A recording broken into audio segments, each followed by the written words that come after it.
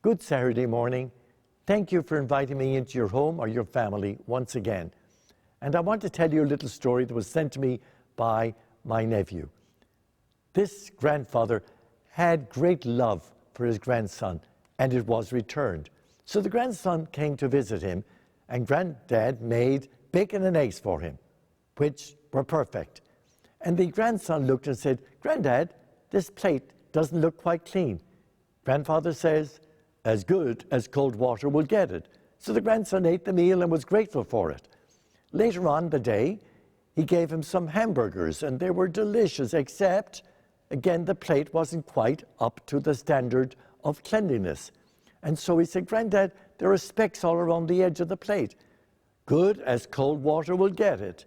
And so later on in the evening, the grandson was leaving, and suddenly this large dog made for him. And then he heard his grandfather saying, "Cold water, lie down."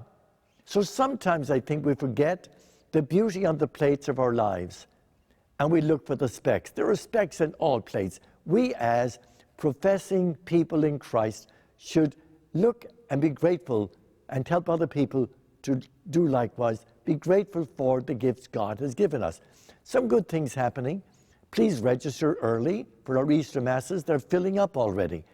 And we want you to know that you'll have an option of having the Masses live streamed, all of them, into O'Donnell and the Plaza, as well as having the limited number in the church. We will be required to, again, have you socially distant and masks. All of that is not of our choice. That is the safety required.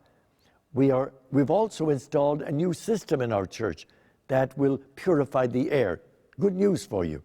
We also want you to be aware of the fact that we have wonderful opportunities coming up during these final weeks of Lent. Think about celebrating the Stations of the Cross, just following us on live stream if you cannot get here physically. Maybe you're going to have make an effort to join one of the live stream Masses. Again, remember, the Sabbath is not suspended.